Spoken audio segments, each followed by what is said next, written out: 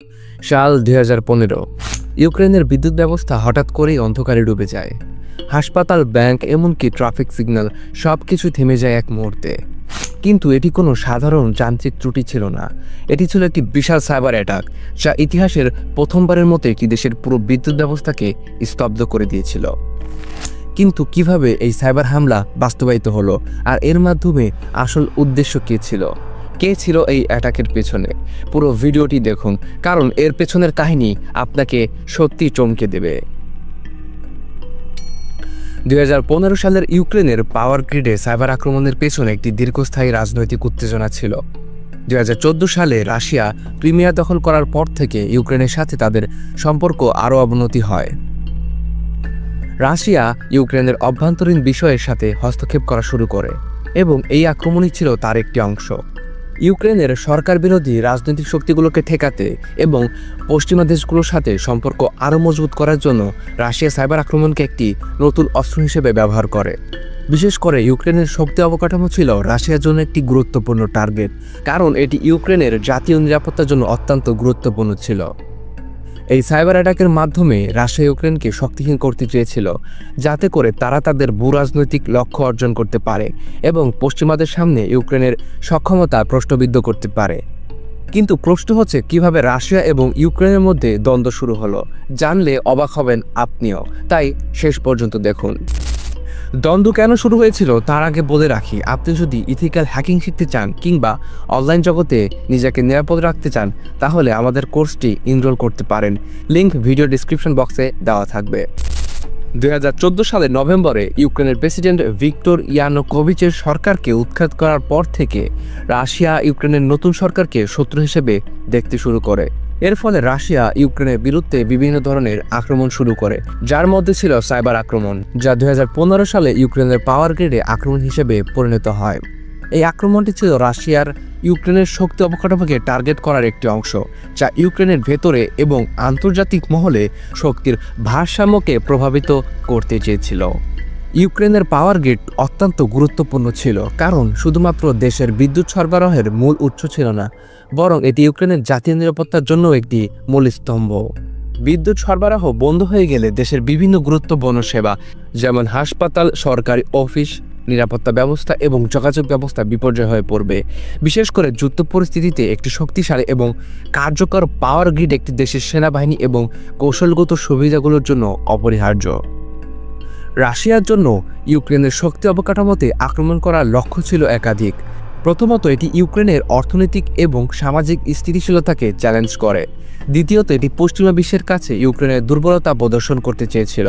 বিদ্যুৎ সরবরাহ বন্ধ হয়ে গেলে ইউক্রেনের জনগণের জীবনে ব্যাপক সমস্যা তৈরি হয় এবং তাদের প্রতিরোধ ক্ষমতা হ্রাস পায়, যা কৌশলগতভাবে রাশিয়ার জন্য সুবিধাজনক ছিল। এছাড়া রাশিয়া জানত যে ইউক্রেনের শক্তি অবকাঠামোকে ভেঙে দিলে তারা আন্তর্জাতিক সম্পর্কের নতুন মাত্রা সৃষ্টি করতে পারবে না এবং পশ্চিমা দেশগুলোর চোখে ইউক্রেনের সক্ষমতা প্রশ্নবিদ্ধ করবে। কিভাবে হামলা হয়েছিল জানলে অবাক হবেন আপনিও। ২০১৫ সালে সাইবার আক্রমণটি অত্যন্ত সুপরিকল্পিত এবং ধাপে ধাপে সম্পন্ন হয়েছিল। অ্যাটাকের প্রথম ধাপে হ্যাকাররা ইউক্রেনের পাওয়ার গ্রিডের সঙ্গে যুক্ত বিভিন্ন কোম্পানির নেটওয়ার্কে প্রবেশ করতে সক্ষম হয়। তারা ফিশিং ইমেল ব্যবহার করে কর্মীদের মধ্যে ম্যালওয়্যার ছড়িয়ে দেয়। এই ম্যালওয়্যারটি ব্ল্যাক এনার্জি নামক একটি টুল ব্যবহার করেছিল, যা নেটওয়ার্কের ভেতরে প্রবেশ করে তথ্য চুরি করার পাশাপাশি পণ্য সরবরাহ এবং বিদ্যুৎ ব্যবস্থা পর্যবেক্ষণ করতে সক্ষম ছিল। এই ধরনের আক্রমণের মাধ্যমে তারা প্রশাসনিক অধিকার লাভ করে এবং বিভিন্ন সিস্টেমে ডিস্ট্রিবিউটেড ডিনাইল অফ সার্ভিস অর্থাৎ ডিডোস অ্যাটাক চালায়। পরবর্তী ধাপে আক্রমণকারীরা ইন্ডাস্ট্রিয়াল ম্যালওয়্যার ব্যবহার করে সরাসরি পাওয়ার গ্রিডের কন্ট্রোল সিস্টেমে অনুপ্রবেশ করে। ইন্ডাস্ট্রিয়াল একটি বিশেষ ধরনের ম্যালওয়্যার, যা শিল্প ব্যবস্থা ব্যবহৃত সরঞ্জামগুলোর সঙ্গে যোগাযোগ করতে সক্ষম। এই ম্যালওয়্যারটি পাওয়ার গ্রিডের সিস্টেমগুলোর মধ্যে সংকেত পাঠানোর মাধ্যমে বিদ্যুৎ সরবরাহে বিপর্যয় সৃষ্টি করতে শুরু করে। হ্যাকাররা পাওয়ার গ্রিডের কন্ট্রোল সিস্টেমকে অচল করে দেয় এবং একযোগভাবে বিদ্যুৎ বিভ্রাট ঘটায়। পুরো প্রক্রিয়া ছিল একেবারে সুপরিকল্পিত, যাতে করে তারা আক্রমণের পর ইউক্রেনের সরকার এবং জনগণের সামনে তাদের ক্ষমতা প্রদর্শন করতে পারে। এর ফলে বেশ কয়েকটি শহরে দীর্ঘ সময়ে বিদ্যুৎ বিভ্রাট ঘটে এবং একাধিক গুরুত্বপূর্ণ সেবা ব্যাহত হয়। আক্রমণটি মূলত ইউক্রেনের পশ্চিম এবং দক্ষিণ পশ্চিমাঞ্চলের উপর প্রভাব ফেলে। বিশেষ করে কিভ, ভিনসিয়া এবং লভিভ অঞ্চলের মতো গুরুত্বপূর্ণ শহরগুলো।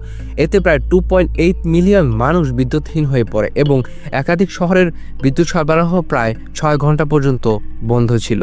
বিদ্যুৎ বিভ্রাটের কারণে হাসপাতাল, ব্যাংক, নিরাপত্তা বাহিনী এবং অন্যান্য জরুরি পরিষেবা কার্যক্রমে ব্যাঘাত ঘটে, যা দেশের সামগ্রিক নিরাপত্তা ও স্থিতিশীলতার জন্য হুমকি সৃষ্টি করে।